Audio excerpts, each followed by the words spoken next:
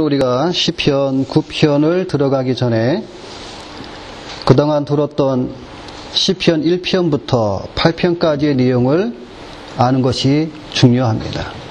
그래서 간략하게 우리가 지금까지 들었던 시편의 말씀들을 정리해 보겠습니다. 왜냐하면 이 시편은 따로따로 각각의 시로 써진 것이기는 하지만 동떨어진 내용들이 아니라 서로 연결된 내용이기 때문에 그렇습니다.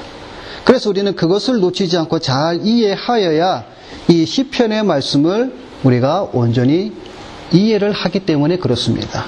우리가 그것을 놓치게 되면 그저 한낱 시에 불과합니다. 그렇기 때문에 우리가 지금까지 들은 말씀을 정리하면 시편 1편은 복 있는 사람은 예수 그리스도이시다. 그분은 옛 아담이 실패한 시험에 대하여 승리하시고 율법을 통하여 통치하시되 의인은 인정하시지만 악인들은 망하게 될 것을 말씀하셨습니다. 이 편은 땅의 권세자들과 열방들은 하나님의 통치를 거부하며 반역하면서 그렇게 할 때에 하늘에 계신 하나님께서 그들을 비웃으심으로 그들에게 말씀합니다. 내가 너희에게 메시아를 보내 그를 통해 심판하실 것을 말씀하십니다.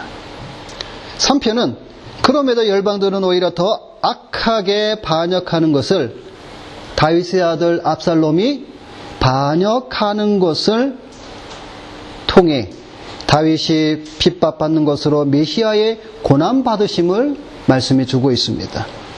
4편은 그러나 다윗은 고난을 받지만 그는 무죄한 자, 의로운 순환자의 고뇌의 아픔을 보여준가 그것을 이기는 모습을 통해 메시아의 순환과 고난 속에서도 그가 이기심을 보여주고 있습니다.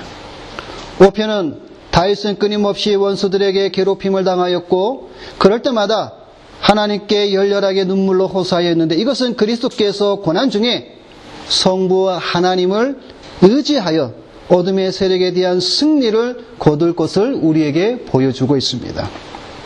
6편은 다윗이 범죄한 후에 하나님의 징계를 받음으로 그리고 거기서 구원해 달라고 탄원하는 것으로 은혜로 말미암아 회복되는 것을 보여주고 있습니다.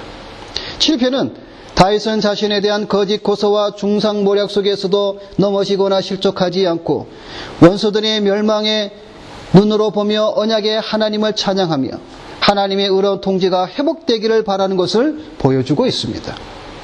그리고 우리가 지난 시간에 보았던 시편 8편은 하나님의 의로운 통치가 회복되는 것이 메시아를 통해 이루어짐을 선포하는 것을 우리가 살펴보았습니다.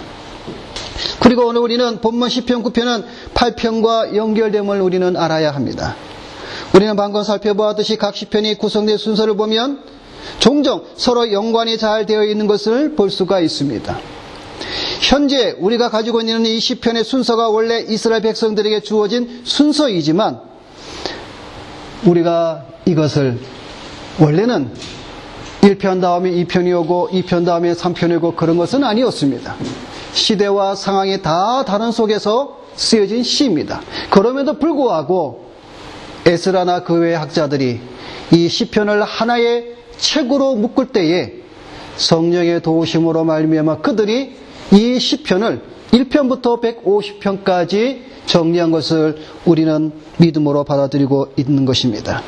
그렇기 때문에 시편의 순서가 정경에 완성되었던 시기만큼 고대에 이루어졌다는 것을 우리가 믿는다면 성령께서 시편이 현재 배열된 순서를 따라 그대로 우리에게 전해지기를 바랐다는 것을 우리는 믿어야 한다는 사실입니다.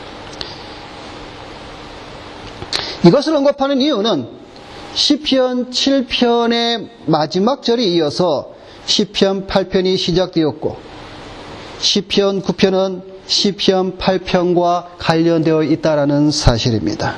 그것을 말하기 위해서입니다. 시편 8편이 메시아를 통해 하나님의 통치가 실현될 것을 약속한 그것이 즉 다윗의 기도가 응답이 되는 것을 그 그리하여 하나님의 통치가 회복되는 것을 보여주고 있는 것이 시편 9편이 보여주고 있다는 것을 오늘 우리는 알아야 한다는 것입니다. 우리는 시편 8편을 통해서 주의 이름이 어찌 아름다운지에 대한 찬양을 보았습니다. 시편 9편도 이어서 지존하신 주의 이름을 찬송하리라고 말씀하고 있습니다. 여기서 잠시 찬송에 대해서 말씀을 드리고 본문으로 들어가겠습니다. 시편은 찬송입니다. 그죠? 찬송의 시입니다. 그런데 우리가 찬송에 대해서 오늘날 우리가 너무나 잘 모르는 부분들이 있는 것 같습니다. 시편이 찬송이라는 사실은 우리는 다 알고 있습니다. 그래서 시편에 대한 서론을 말씀드릴 때에 시편을 가리켜서 노래 중에 노래, 찬양들의 모음집 이렇게 제가 말씀을 드렸습니다. 그런데 찬송에 대한 바른 이해가 없는 분들이 많습니다. 여러분, 찬송은 누가 부릅니까? 찬송은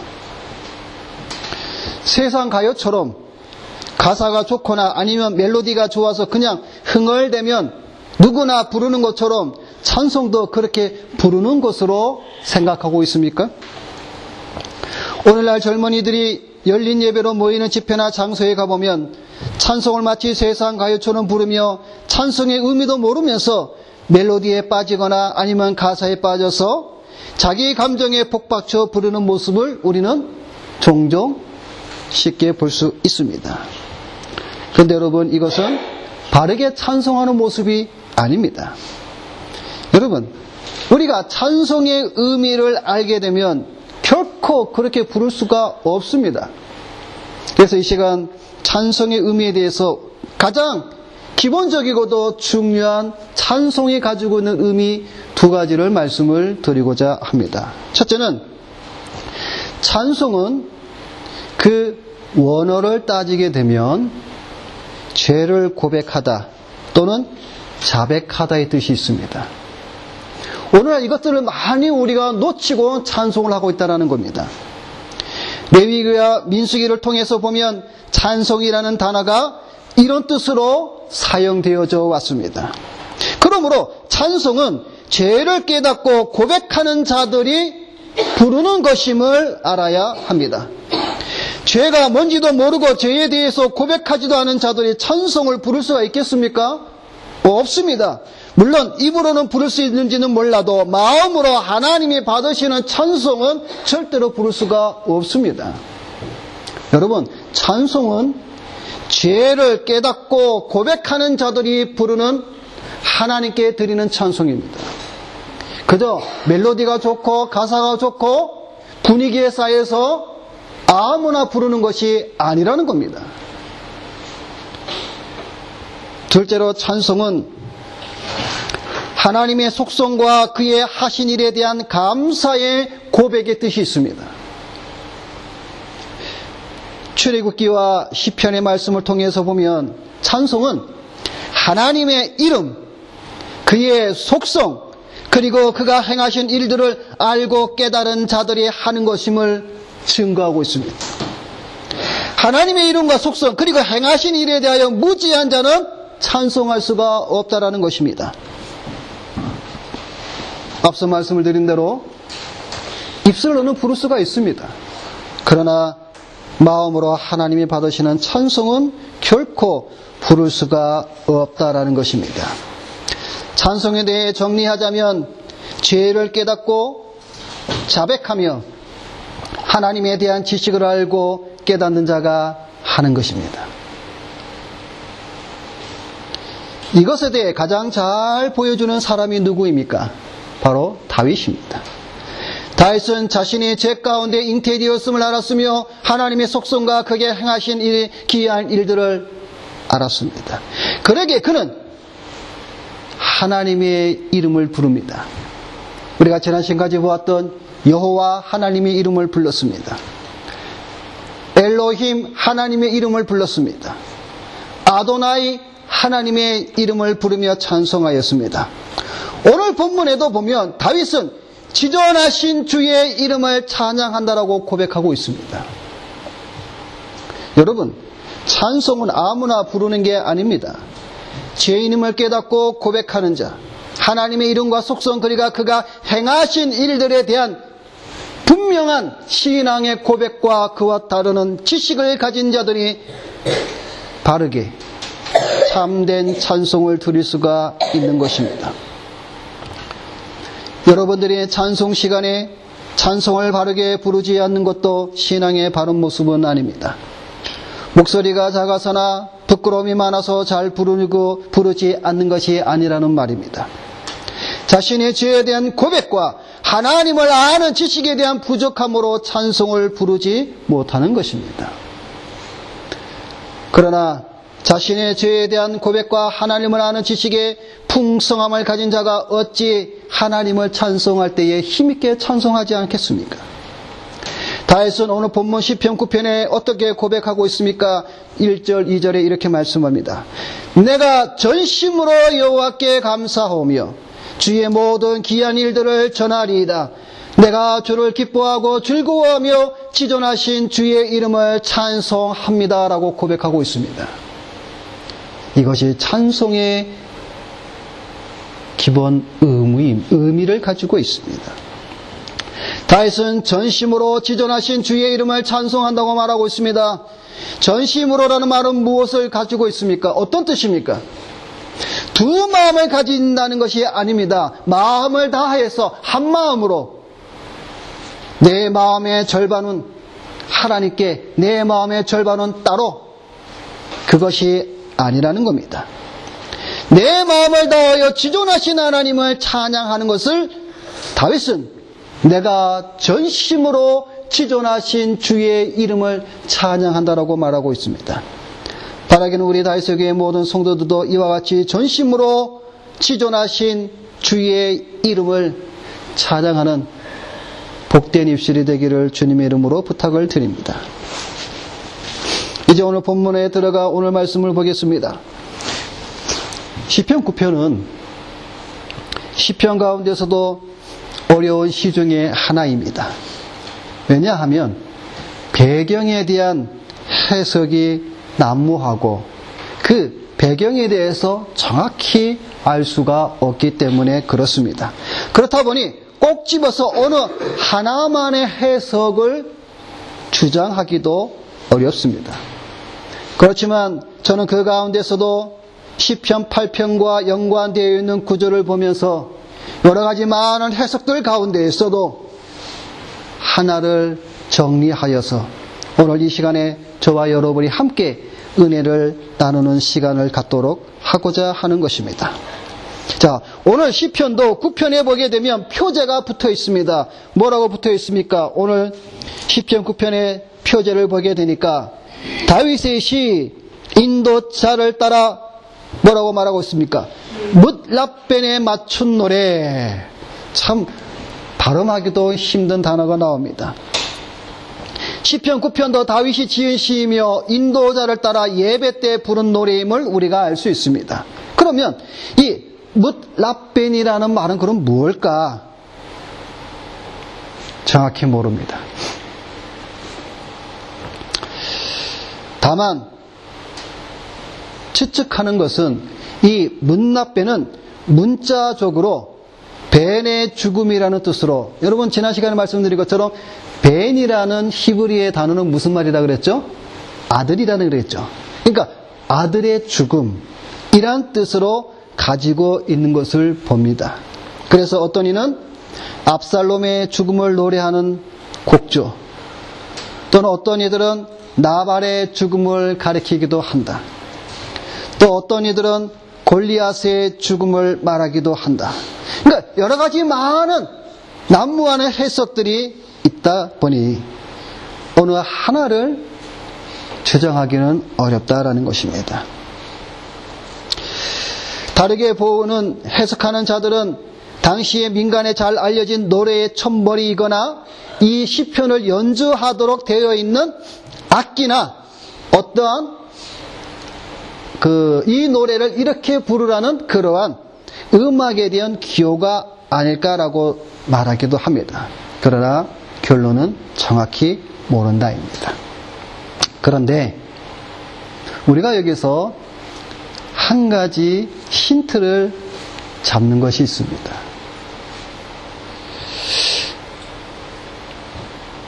히브리어 성경 아람어 번역본을 보게 되면 이 시편 9편에 대해서 이렇게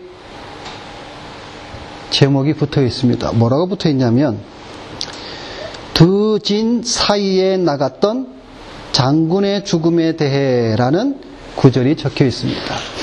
여러분, 진이라는 말이 뭔지 아시죠? 우리 학생들은 잘 모를 거예요. 진이라는 말은 아군과 적군. 옛날에는 그것을 진이라 그랬어요. 그러니까 한쪽 진, 다른 쪽 진. 그러니까 양쪽 진에서 대표로 한 사람씩 장군이 나와서 싸우는 것을 말하고 있다는 것이죠. 그래서 많은 사람들은 이 시편 9편이 여러 가지 많은 해석이 있음에도 불구하고 다윗이 과거에 자신의 어릴 때에 싸운 그 모습을 회상하며 이것을 짓지 않았을까라고 말하기도 합니다. 그리고 저는 이 부분에 대해서 오늘 제가 여러분이 전하는 말씀 바로 그 해석에 저는 동의를 하여 이 부분을 가지고 오늘 이 시편의 9편을 살피고자 하는 것입니다. 왜냐하면 한 가지 이유가 더 있습니다. 바로 시편 8편과 아주 연관성이 있기 때문에 그렇습니다. 그것은 잠시 뒤에 말씀을 드리겠습니다. 다시 말해서 다윗과 골리앗의 이 싸움을 통해서 이것을 가지고 오늘 시편 9편을 해석하게 되면 하나님의 아들이신 그리스도께서 악한 원수의 대상이며 우리의 영혼의 원수를 이기신 것으로 우리는 해석할 수 있기 때문에 그렇습니다. 왜냐하면 이 시는 승리의 노래이기 때문에 그렇습니다.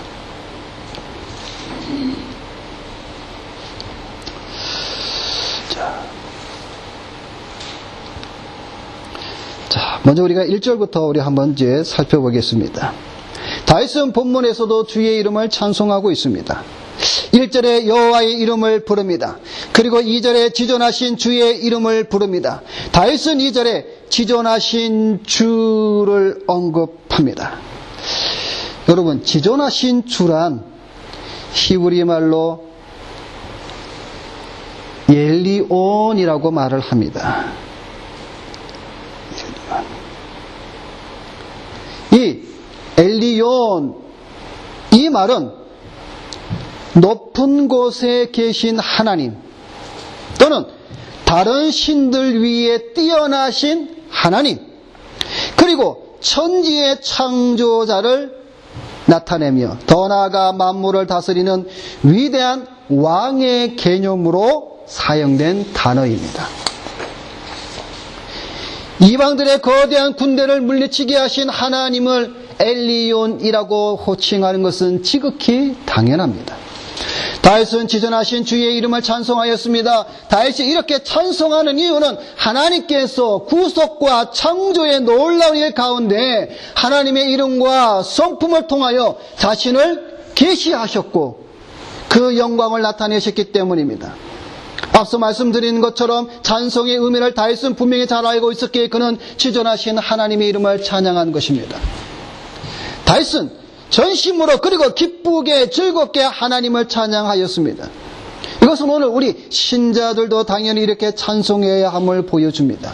그러기 위해서는 죄에 대한 깨달음과 고백, 그리고 하나님의 이름, 그의 성품, 그를 아는 지식을 가진 자들만이 찬송하는 것을 우리는 다시금 여러분 기억하시기를 바랍니다.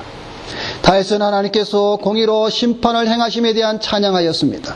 다윗은 1절에 주의 모든 기이한 일들을 전하리라라고 말하고 있습니다. 여러분, 다윗이 지금 말하고 있는 모든 기이한 일들은 무엇일까요? 이것은 다윗이 여러 전쟁에서 승리를 거두게 하신 하나님의 승리에 대한 그 은혜를 감사하며 그것을 전하리라 라고 말하고 있는 것입니다. 다윗은 전쟁의 승리가 여호와 하나님께 있음을 확신하였고 하나님께서 자신을 통하여 대적들의 죄악에 대한 심판을 행하신 것입니다. 시편 9편은 다윗이 여러 전쟁 가운데서도 블레셋 장군 골리앗과의 싸움을 의미하고 있습니다. 자, 그것을 우리가 연결시킬 수 있는 말씀 구절이 바로 3절입니다.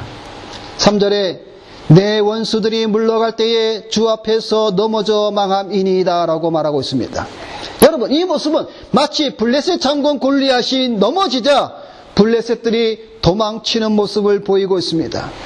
여러분, 우리 사무엘상 17장을 가보도록 하겠습니다. 구약성경 사무엘상 17장입니다.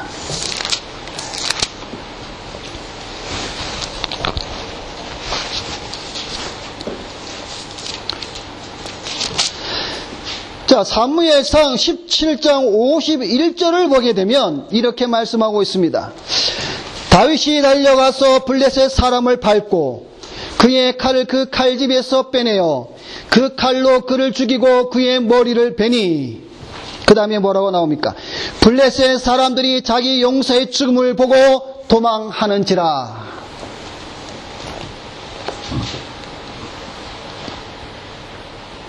그리고 52절에 뭐라고 말하고 있습니까?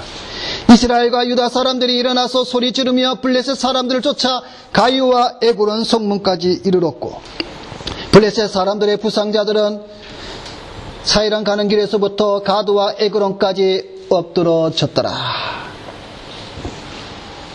그리고 다윗은 골리앗을 무찌르고 그것에 대해 이렇게 고백합니다. 오늘 본문 4절 말씀에 주께서 나의 의와 송사를 변호하셨으며 보호자에 앉으사 의롭게 심판하셨나이다.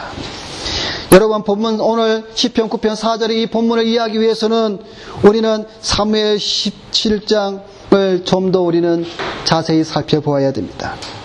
왜 다윗이 나의 의와 송사를 주께서 변호하셨고 보호자에 앉으사 의롭게 심판하셨다라고 고백하고 있는지를 사무엘상 17장을 우리가 이해를 해야 다윗이 이렇게 고백한 이유를 우리가 알 수가 있습니다. 여러분, 사무엘상 17장은 다윗과 골리앗의 싸움이 나오는 장면입니다. 이것을 주일학교 아이들에게 재미난 이야기를 들려주기 위해서 기록된 것으로 이해하면 안 됩니다. 심지어는 어른들 중에서도 이 장면을 그저 흥미진진한, 정말 뭐라 그럴까요? 정말 어떠한 재미난 그러한 이야기로 생각하는 신자들이 의외로 많습니다. 그러나 여러분, 사무엘상 17장에 나오는 이 다윗과 골리앗의 싸움은 구속사의 의미에서 아주 중요하고도 중요한 사건입니다. 단순한 이야기가 아니라는 말입니다. 여러분, 사무엘상 17장 4절을 봅시다. 4절부터 보게 되면 블레셋 사람의 장군 골리앗에 대해서 설명하고 있습니다. 4절부터 7절까지 보면 골리앗이 어떤 사람이고 그의 신체와 그가 입고 있는 갑옷과 그가 들고 있는 창에 대해서 아주 자세하게 설명하고 있습니다. 여러분, 4절부터 7절까지의 말씀을 정리해보면 골리앗은 거인입니다. 오늘날로 계산해보면 키가 거의 2m 70에 가깝습니다. 거의 3m입니다. 엄청 크죠? 그리고 그가 입은 갑옷의 무게만 58kg나 됩니다. 그리고 그가 들고 있는 창 자루는 배틀채만 하고 그 날카로운 창 무게만 7kg라고 합니다. 그러니 지금 이 골리앗이 입고 있는 이 갑옷과 그가 들고 있는 창만 보면 아마 우리 보통 사람 같으면 그 앞에서 아마 벌벌 떨 것입니다. 어느 누가 나가서 싸울 생각을 하겠습니까? 아마 생각은커녕 도망하기에 바쁠 겁니다. 그런데 이 골리앗이, 자, 이제부터 여러분 주의해서 잘 집중해서 들으시기 바랍니다. 근데 이 골리앗이 이스라엘 군대를 향해서 어떤 행위를 했습니까? 모욕했습니다. 조롱했습니다. 다시 말해서 하나님의 군대인 이스라엘을, 하나님의 이름을 모욕하고 이스라엘을 모욕하고 조롱하고 업신여겼습니다. 며칠 동안 그렇게 했습니까? 이 골리앗이. 하루 이틀이 아니라 40일을 했습니다. 그것도 한 번 그냥 나와서 한 것이 아니라 아침 저녁으로.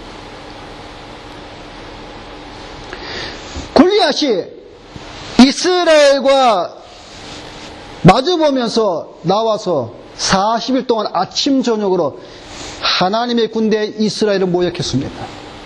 업신여기고 조롱하였습니다. 여러분, 이것은 우리가 생각할 때에 단순한 그냥 조롱이 아닙니다, 여러분.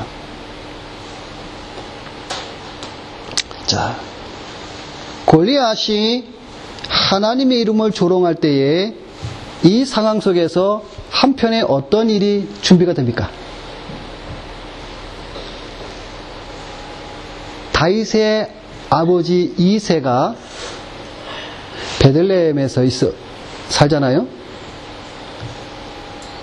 막내 다윗에게 어떤 심부름을 시킵니다. 그죠?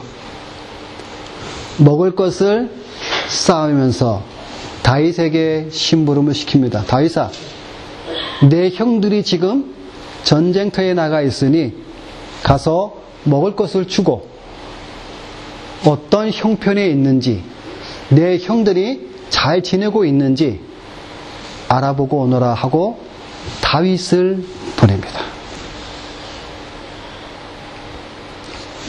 다윗이 먼 거리로 엘리 골짜기에 와서 이스라엘 진영에 들어가서 형들을 만나고 먹을 것을 주고 지냈는데, 가만히 보니까 자꾸만 이상한 소리가 다윗의 귀에 들리는 거죠. 그죠? 이게 아침 저녁으로 이 골리앗이 나와서 하나님의 이름을 모욕하는 소리를 다윗이 들었습니다.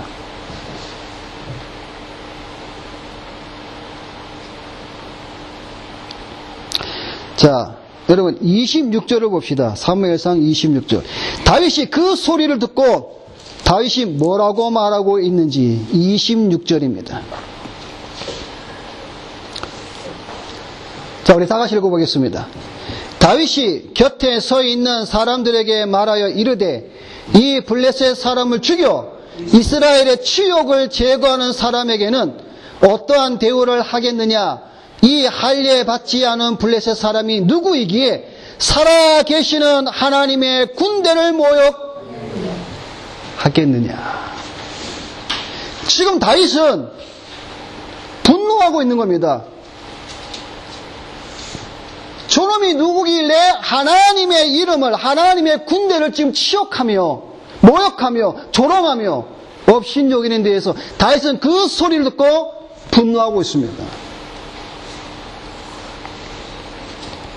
자, 우리가 17장을 다 볼 수는 없지만, 자, 이 소리에 사울이 그 소리 듣고 사울이 다윗을 부르죠. 그래서 다윗이 사울을 만나서 내가 나가서 싸우겠습니다. 야, 네 아직 어린데. 아닙니다. 나는 내 양을 지킬 때에 사자나 곰이 와서 양을 채가면 어떻게 되겠습니까? 내가 쫓아가서 그냥 아가리를 찢으며 양을 구해오며 여호와께서 건지심에 대한 다윗은 확신을 사울에게 말합니다. 그래서 사울이 자기의 갑옷을 이제 주니까 너무 크잖아요. 어린아이가 어른들의 옷을 입을 수가 없잖아요. 여러분이 다 아는 이야기죠. 자,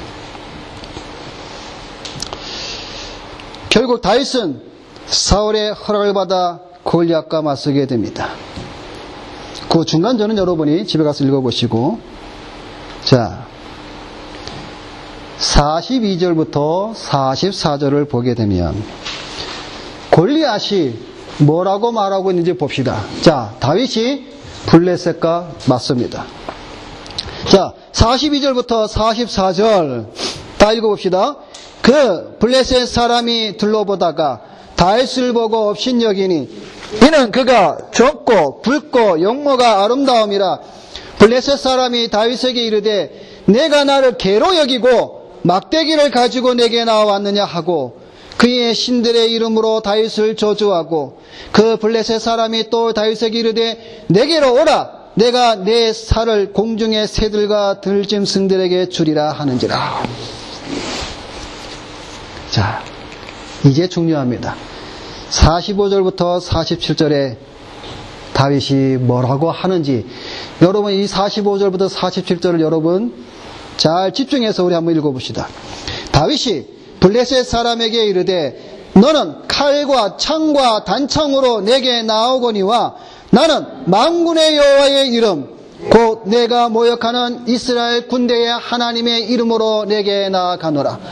오늘 여호와께서 너를 내 손에 넘기시리니 내가 너를 쳐서 내 목을 베고 블레셋 군대의 시체를 오늘 공중의 새와 땅의 들짐승에게 주어 온 땅으로 이스라엘의 하나님이 계신 줄을 알게 하겠고, 또 여호와의 구원하심이 칼과 창에 있지 아니함을 이 무리에게 알게 하리라. 전쟁은 여호와께 속한 것인즉 그가 너희를 우리 손에 넘기시리라.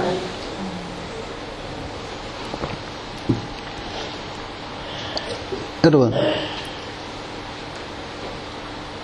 다윗이 골리앗이 가까이 올 때에 피하면서 손에 가진 물맷돌을 던져서 골리앗의 이마를 맞춥니다.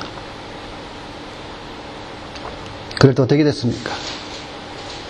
49절에 보니까 돌이 그의 이마에 박히니 땅에 엎드러지니라. 여러분, 돌이 그의 이마에 박히니 땅에 엎드려지니라. 그리고 51절. 자, 여러분, 51절은 언약의 성취의 말씀입니다. 아주 중요한 말씀입니다. 51절 우리 다 같이 읽어봅니다. 다윗이 달려가서 블레셋 사람을 밟고 그의 칼을 그 칼집에서 빼내어 그 칼로 그를 죽이고 그의 머리를 베니 블레셋 사람들이 자기 용사의 죽음을 보고 도망하는지라. 할렐루야. 여러분, 어린 목동인 다윗이 거인 골리앗을 이겼습니다. 다윗은 자신과 골리앗의 싸움을 단순히 개인과 개인 또는 국가와 국가 간의 싸움으로 보지 않았습니다. 골리앗이 숭배하는 블레셋 족속의 신, 자신이 믿고 다윗 자신이 믿고 있는 의뢰하는 이스라엘의 신, 다시 말해서 하나님과 사탄의 싸움을 인식한 겁니다.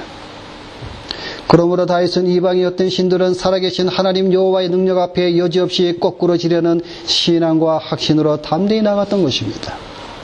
여러분, 다윗과 골리앗 싸움에서 여러분 적어도 우리는 두 가지의 말씀을 꼭 기억해야 됩니다. 첫째는 지난 시간에 보았던 시편 8편 2절입니다. 그래서 제가 말씀 서두에 이 시편 9편이 8편과 연관되어 있다는 말씀이 거기에 있습니다. 여러분, 시편 8편 2절에 뭐라고 기록되어 있습니까? 주의 대적으로 말미암아 어린아이들과 젖먹이들의 입으로 권능을 세우시며 이는 원수들과 보복자들을 잠잠하게 하려 하심이니이다. 대적들과 원수들과 보복자들을 잠잠케 하는 역사가 어린아이들의 입에 권능을 인함이라고 말씀하였습니다. 다윗이 골리앗 앞에서 한 말을 잘 기억해 보시기를 바랍니다. 뭐라고 하였습니까? 다윗이 너는 칼과 창과 단창으로 내게 나오거니와 나는 만군의 여호와 곧 내 내가 모욕하는 이스라엘 군대의 하나님의 이름으로 내게 나아가노라. 어린아이의 입으로 권능을 세우셨습니다. 그것을 하나님께서는 시편 9편에서 우리에게 보여주고 있습니다. 둘째는 아주 중요한 것입니다. 둘째는 우리가 다윗과 골리앗 싸움에서 우리가 반드시 기억해야 될 것은 그저 흥미진진한 어린이가 얻을 이겼다 그게 아닙니다. 두 번째 중요한 것은 바로 언약의 성취입니다. 창세기 3장 15절의 말씀. 여러분이 창세기 3장 15절을 봅시다.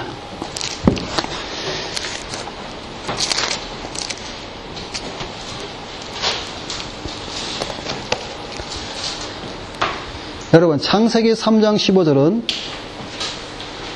여러분이 잊어서는 안 되는 최초의 언약의 말씀입니다.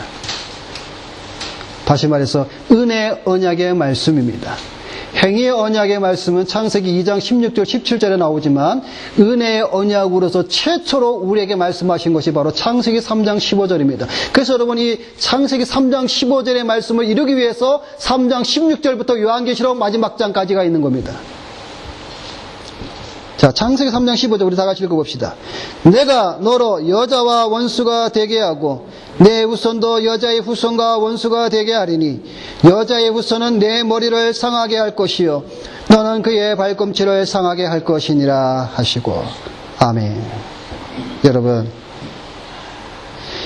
우리는 다윗이 골리앗의 머리를 벤 것을 보면서 창세기 3장 15절에 그 언약을 이루신 것을 여러분 보아야 됩니다. 골리앗은 이스라엘을 모욕하면서 발꿈치를 상하게 했지만 다윗은 골리앗의 머리를 상하게 한 것입니다. 여러분, 이 사무엘상 17장은 구속사의 역사를 우리에게 적나라하게 눈으로 보게끔 보여주는 구속사의 말씀입니다. 이것은 마치 창세기 21장에 나오는 아브라함이 아들 이삭을 바치는 것 같은 구속사의 말씀입니다.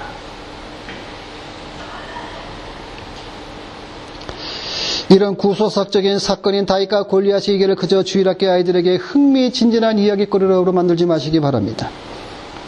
다윗은 자신의 승리가 자신의 힘이 아니라 온전하신 하나님의 의로우신 심판의 결과로 말미암았다고 해서 오늘 시편 9편 4절에 주께서 나의 의와 송사를 변호하셨으며 보호자에 앉으사 의롭게 심판하셨다라고 고백하고 있는 겁니다.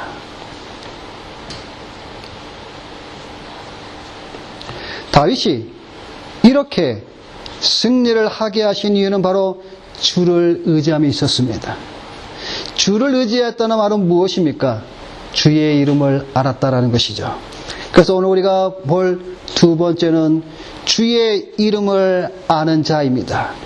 오늘 시편 9편 10절에 이렇게 말씀하고 있습니다. 여호와여, 주의 이름을 아는 자는 주를 의지하오리니 이는 주를 찾는 자들을 버리지 아니하심이니이다 라고 말씀하고 있습니다. 여러분, 다윗이 싸울 때 뭐라고 했는지 다시 한번 또 잘 여러분 우리 기억해 봅시다. 다윗이 뭐라고 말했습니까? 나는 만군의 여호와의 이름. 여러분, 여기 만군의 여호와라는 이름이 참 생소합니다. 여러분, 여기 보면 다윗이 뭐라고 말합니까?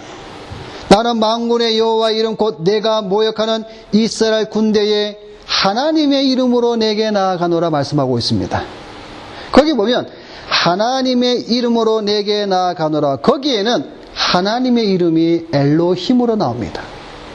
그런데 만군의 여호와의 이름, 자, 여기는 히브리 말로 여호와 체바오트라고 말하고 있습니다. 생소한 이름입니다. 여러분, 다윗이 체바오트 여호와라고 부르고 있습니다. 망군이라는 말이 체바오트인데 어린 목동인 다윗이 체바오트라고 말하고 있는 것은 여러분 놀라운 일입니다. 그러면 이 망군이라는 단어가 무엇입니까? 이 망군이라는 단어는 군대의 무리들의 대장 또는 천사들의 무리의 대장이라는 뜻입니다. 여러분, 어린 목동인 다윗이 어떻게 그 이름을 알았겠습니까? 다윗은 하나님의 이름에 대한 분명한 지식을 가지고 있었던 자입니다. 그래서 만군의 여호와, 군대들과 천사 무리들의 대장이신 여호와, 전쟁에 능하신 하나님, 싸움에 능하신 그 하나님의 이름으로 나아갔다는 것입니다. 여러분,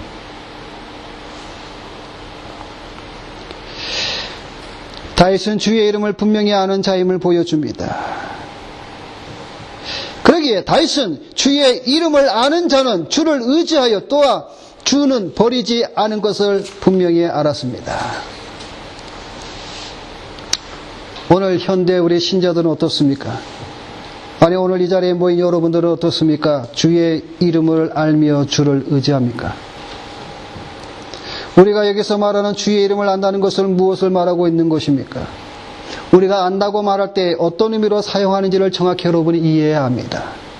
예를 들어서 저는 영국 수상 메이를 압니다.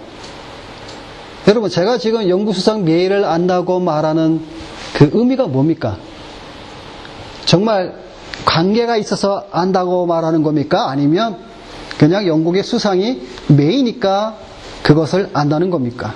전자입니까? 후자입니까? 후자죠. 이런 신자들이 오늘날 교회 안에도 많이 있다는 겁니다. 하나님의 이름을 압니다. 여호와, 엘로힘, 아도나이, 예수 그리스도. 그런데 개인적인 인격적으로의 알면 전혀 없습니다.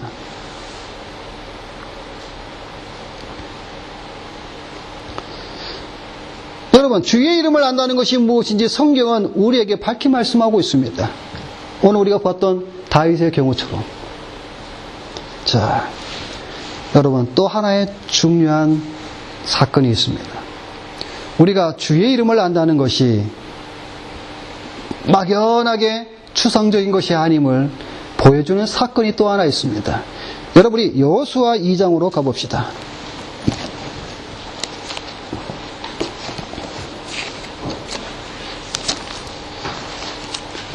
자, 구약 여호수아 2장입니다.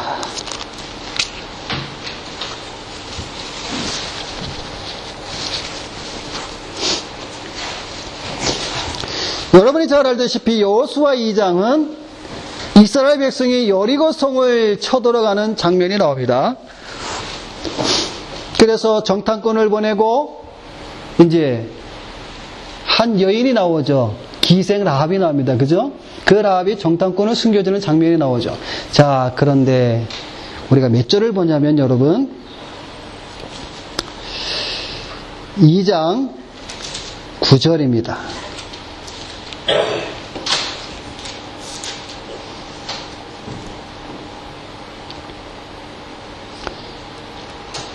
자, 2장 9절부터 11절까지 라합이 정탐꾼들에게 말하는 자신의 신앙의 고백입니다. 자, 9절부터 11절까지 다 같이 읽어봅시다. 말하되 여호와께서 이 땅을 너희에게 주신 줄을 내가 아노라. 우리가 너희를 심히 두려워하고 이 땅 주민들이 다 너희 앞에서 간담이 녹나니 이는 너희가 애굽에서 나올 때에 여호와께서 너희 앞에서 홍해 물을 마르게 하신 일과 너희가 요단 저쪽에 있는 아모리 사람의 두 왕 시온과 옥에게 행한 일 곧 그들을 전멸시킨 일을 우리가 들었음이니라. 우리가 듣자 곧 마음이 녹았고 너희로 말미암아 사람이 정신을 잃었나니 너희의 하나님 여호와는 위로는 하늘에서도 아래로는 땅에서도 하나님이시니라. 여러분, 지금 기생 라합은 하나님에 대해서 어떻게 알고 있었습니까? 근데 여러분, 이 하나님에 대한 이 소식을 라합만 들었습니까? 아니죠. 여리고 성 안에 모든 사람들이 다 들었던 소식입니다. 그죠? 그런데 유독 라합에게는 그 하나님에 대한 지식이, 그 하나님에 대한 믿음이 거기에 대한 자신의 고백을 던졌습니다. 유일하게.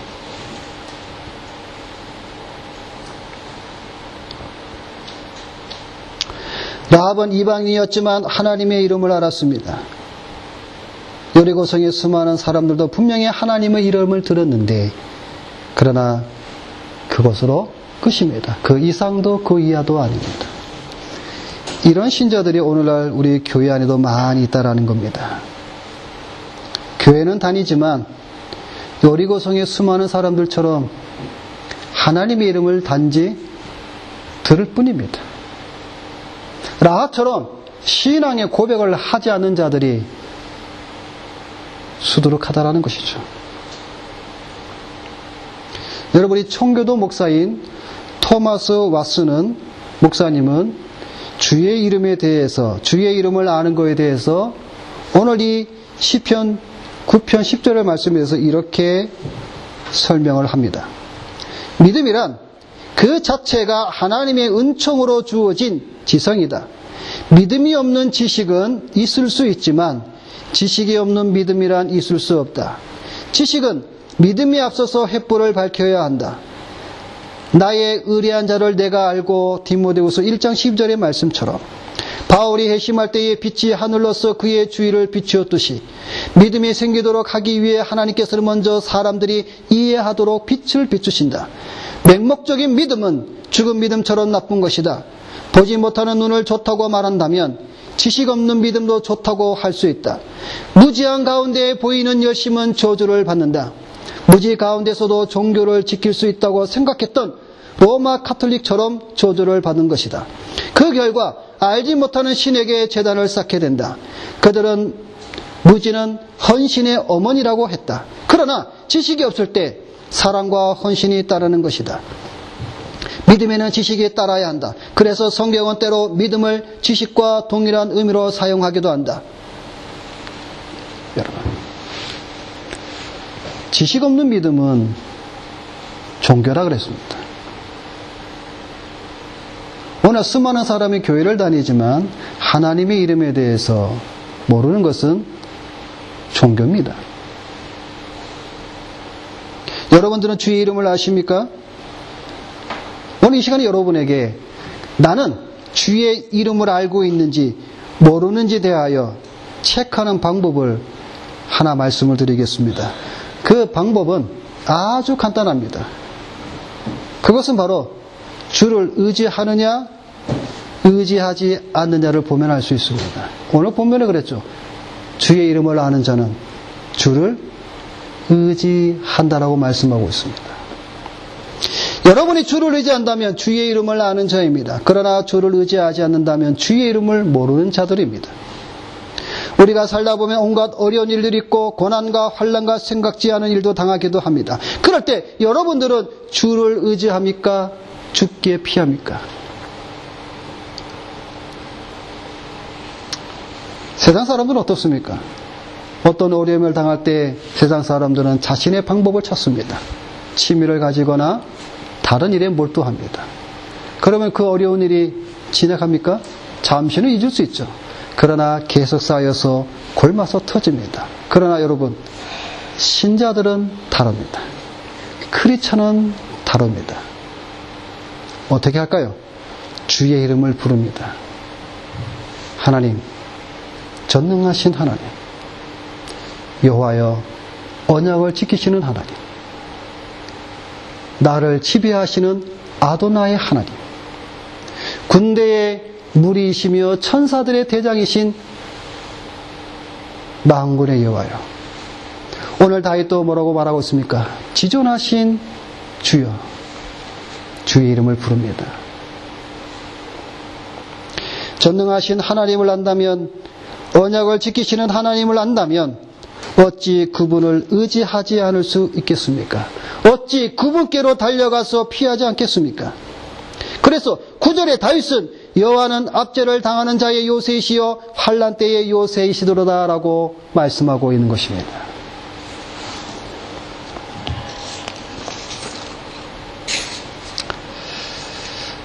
마지막으로 우리가 세 번째로 오늘 본 말씀은 16절의 말씀을 보겠습니다.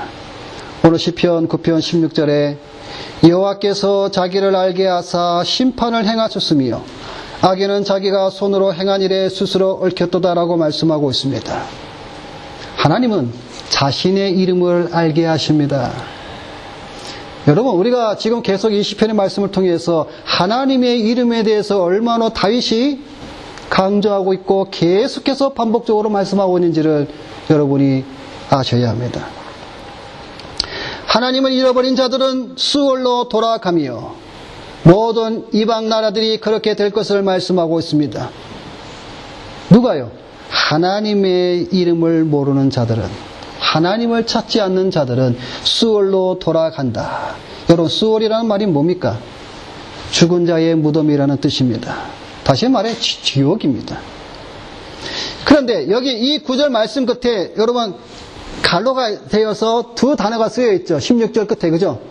히가yon, 그 다음에 셀라라고 붙어 있습니다. 그죠? 셀라라는 말은 어떤 음저의 높고 낮음, 그런 뜻도 있고, 또 하나는 뭐냐면 되풀이하다라는 뜻이 있습니다. 그와 더불어 히가연이라는 이 말도 어떤 뜻이냐면 구약에는 딱 3번 나타나는데, 오늘 우리가 본문에 있는 말씀 그리고 시편 92편과 예레미야 예가에 나오는데, 히가연이라는 말은 어떤 뜻이냐면 심판을 생각하며 잠깐 묵상하라는 뜻입니다. 그러니까 뭡니까? 지금 다윗이 1절부터 16절까지 쭉 말씀을 해오면서 16절에 히가연, 묵상하라는 겁니다. 그리고 셀라, 되풀이하라는 겁니다. 그러니까 이 말씀을 잘 묵상하고 되풀이하라는 겁니다. 그러면 이것을 묵상하게 되면 어떤 결말이 나올 것이라고 다윗은 말하고 있습니까? 그게 18절부터 20절입니다. 궁핍한 자가 항상 잃어버림을 당하지 아니하며 가난한 자들이 영원히 실망하지 아니하리로다. 여호와여 일어나사 인생으로 승리를 얻지 못하게 하시며 이방 나라들이 주 앞에서 심판을 받게 하소서. 여호와여 그들을 더럽게 하시며 이방 나라들이 자기는 인생뿐인 줄을 알게 하소서. 무슨 말입니까? 궁핍하고 가난한 자들은 잠시 이 땅에서 악인들에게 부당하게 고통을 당하나 하나님께 소망을 둔 의로운 사람들을 의미합니다. 이런 자들은 가난한 자로 표현합니다. 그래서 그들을 하나님의 기억의 대상이 되어서 악인들로부터 구원받음을 말씀하고 있고, 인생은 하나님의 공의로운 심판을 받을 때 여지없이 멸망당할 수밖에 없는 연약한 존재입니다. 따라서 이러한 악한 인생들이 하나님을 이기려 하는 행위는 실로 가증스러운 일임을 보여주고 있으며, 20절에 인생은 인생뿐인 줄을 알게 하소서. 자, 여기 20절의 인생은 19절에 나오는 인생과 같은 단어입니다. 지난 시간에 보았던 에노시입니다. 에노시라는 말이 어떤 의미라고 했다 그랬죠? 죽을 수밖에 없는 연약한 존재, 깨어지고 싶고 연약한 존재의 인간을 나타낼 때에는 에노시, 그러나 일반적인 사람을 말할 때는 아담 또는 벤 아담이라는 뜻을 쓴다고 말씀을 드렸죠. 다윗이 이 단어를 거듭 사용한 것, 즉 에노시라고 사용한 것은 그만큼 인간이 연약하여 제한된 존재임을 강조하며 인생은 하나님의 심판하면서 아무것도 아닌 자신의 존재를 알게 될 것을 말씀하고 있습니다. 그러니까 다윗은 히가연 셀라 하면서 앞에 있는 말씀을 자기가 묵상을 해보니 가난하고 궁핍자를 도우시는 하나님, 하나님의 이름을 부르고 인생은 하나님의 심판 앞에서는 아무것도 할 수 없는 연약한 존재임을 알아 저 악인들로 하여금 인생뿐인 줄을 알게 하소서 라고 말씀하고 있는 겁니다. 말씀을 맺겠습니다. 아담의 죄로 말미암아 무너지고 깨어진 하나님의 통치가 둘째 아담이신 메시아 예수 그리스도로 말미암아 다시 회복될 것을 시편 9편을 말씀하고 있습니다. 특히 수많은 전쟁 가운데서도 다윗이 골리앗을 이긴 이 사건을 통해 창세기의 언약이 이루어짐을 다시금 보여주고 있는 것과 시편 8편 2편에 있는 말씀처럼 그 말씀이 이루어짐을 통해 하나님의 나라의 통치는 인간의 손에 의해서가 아니라 하나님의 손에 의해서 이루어질 것을 믿음으로 바라보아야 한다는 사실입니다. 이것을 믿음으로 바라보는 자들은 하나님의 이름을 아는 자들입니다. 이들이 이 땅에서 고난과 어려움 속에서도 절망하지 아니하고 실망하지 아니하고 좌절하지 아니하고 주께 피하며 주를 의지하며 주께서 우리의 원수들을 심판하는 것을 우리가 눈으로 볼 것을 확신하는 것입니다. 이처럼 우리는 오늘 모인 저와 여러분들은 다윗처럼 이 모든 것을 이루시는 지존하신 주의 이름을 부르시는 참된 성도가 되시기를 주님의 이름으로 부탁을 드립니다. 기도하겠습니다.